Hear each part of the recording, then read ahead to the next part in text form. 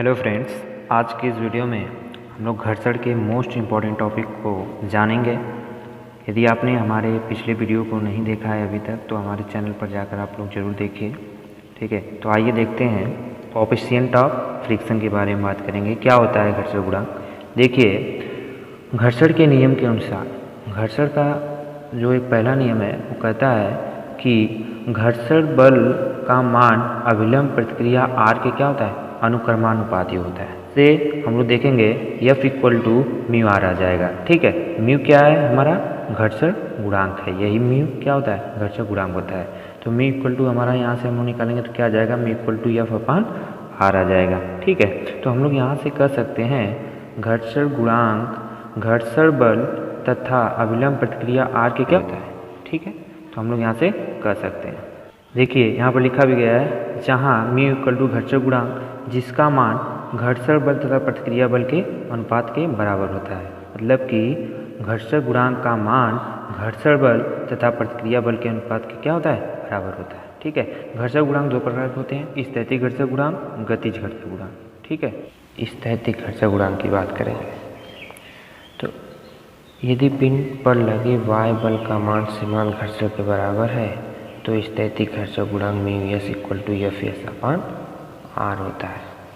ठीक है, ये कि जब हमारा वाय बल का मान जो है सीमांत घर्षण के बराबर होता है या इससे कम होता है तो हमारी जो बॉडी है वो क्या रहती है? विरामावस्था में रहती है। ठीक है, जब विरामावस्था में होती है तो क्या होता है? स्थैतिक घर्षण बल लगता है। ठीक है, तो उस समय का जो घर्षण गुणांक होगा वो क्या कहलाता है? स्थैतिक घर्षण गुणांक कहलाता है। ठीक है, जो कि क्या होता है? म्यू एस होता है, म्यू एस से। ठीक है, और mu S equal to F S upon R हो जाएगा। एफ एस क्या है? स्थैतिक घर्षण बल है। ठीक है, आर क्या है? अभिलंब प्रतिक्रिया है। म्यू एस क्या है? स्थैतिक घर्षण गुणांक है।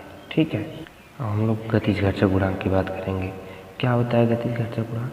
जब पिंड गति कर रहा होता है, क्या होता है? जब पिंड गति कर रहा होता है तब जो गतिज घर्षण गुणांक होता है क्या हो जाता है? म्यू के इक्वल टू एफ के अपान आर हो जाता है। ठीक है, तो यहाँ एफ के क्या है? गतिज घर्षण बल है और म्यू के क्या है? गतिज घर्षण गुणांक है।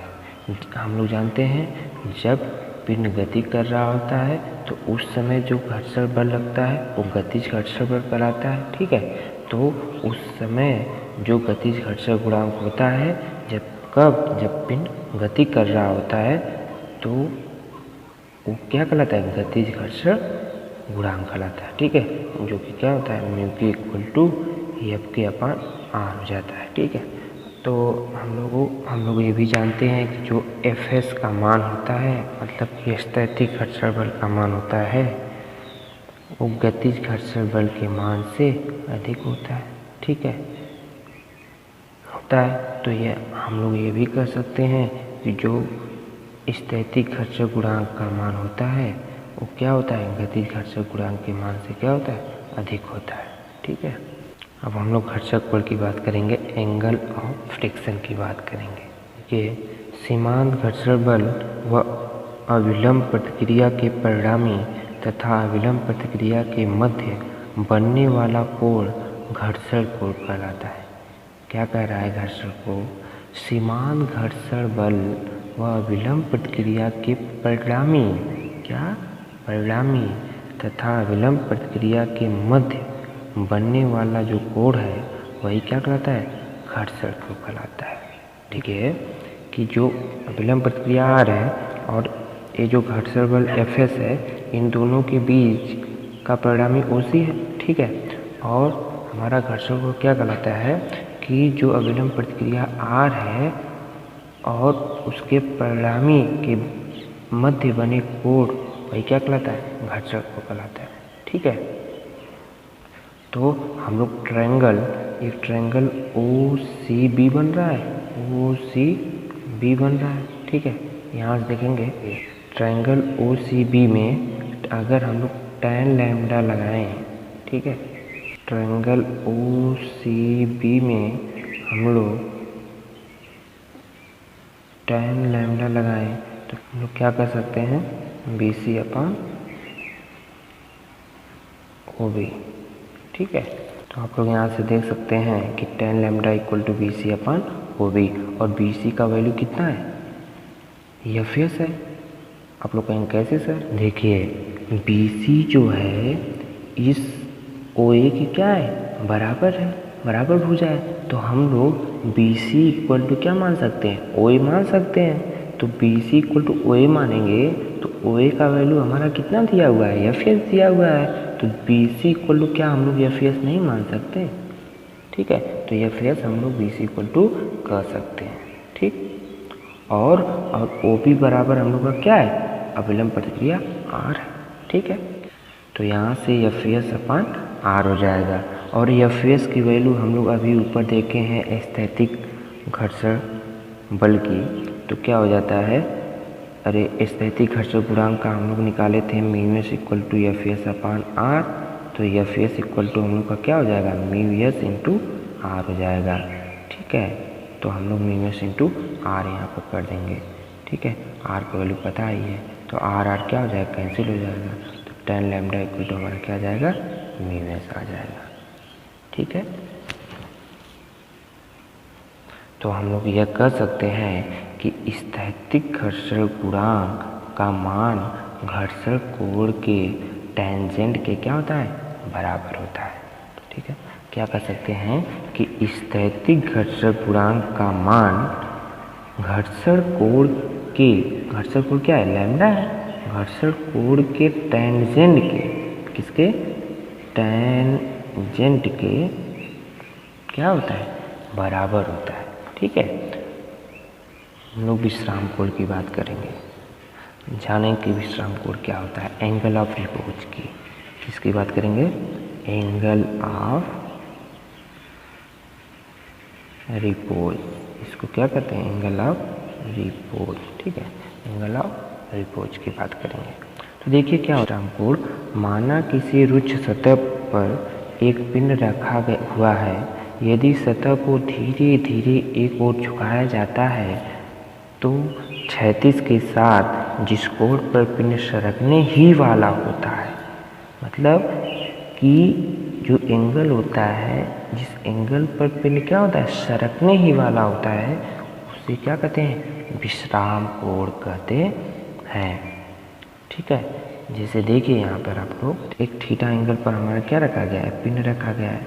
ठीक है, तो इस कोण, देखिए इस कोण को हम लोग जितना बढ़ाएं, ठीक है, मान लीजिए हम इस कोण को और बढ़ाते जाएंगे तो एक ऐसा समय आएगा कि पिंड क्या होगा, नीचे क्या होगा, गिरने ही वाला होगा या गिर जाएगा। ठीक है, तो जो गिरने वाला ही होगा वही पॉइंट हमारा क्या कहलाता है, वही थीटा जो है, वही एंगल जो है उनका क्या कहलाता है, विश्राम कोण कहलाता है। ठीक है, क्या कहलाता है, विश्राम कोण कहलाता है।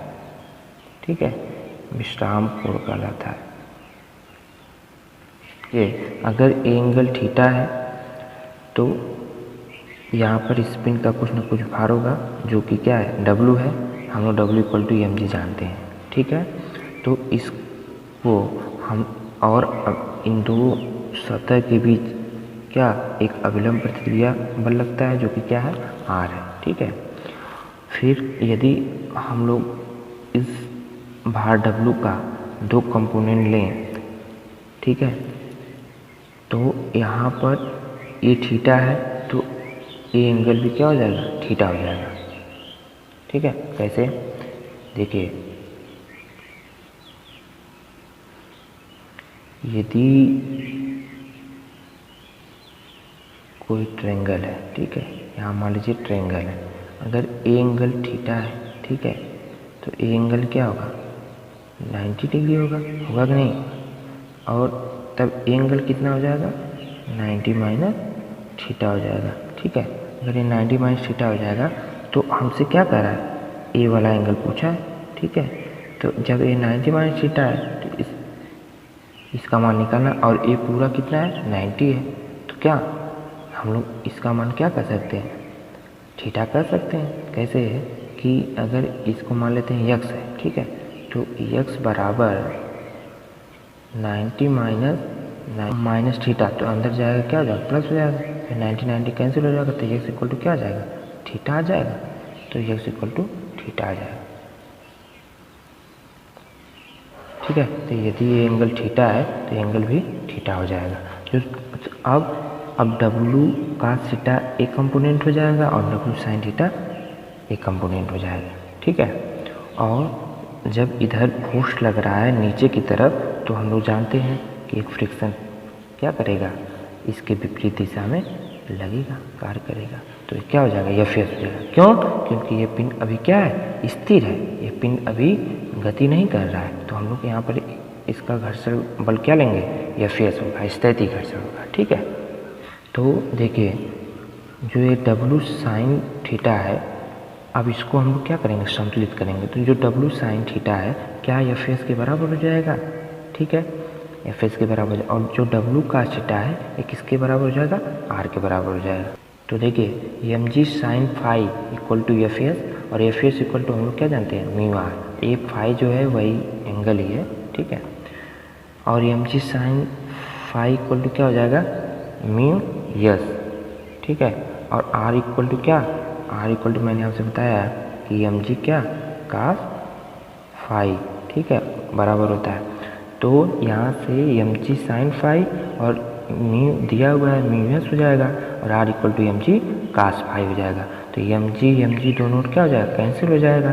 तो sin phi upon cos phi, तो tan फाई आ जाएगा, tan phi equal to mu S बोल सकते हैं। ठीक है, झुकाव कोण का टेंजेंट का मान है, झुकाव कोण, जैसे झुकाव कोण हमारा कितना है, फाई है, इसके टेंजेंट का मान नत सतह तथा पिंड के मध्य, नत सतह तथा पिंड के मध्य घर्षण गुणांक के मान के क्या होता है, बराबर होता है।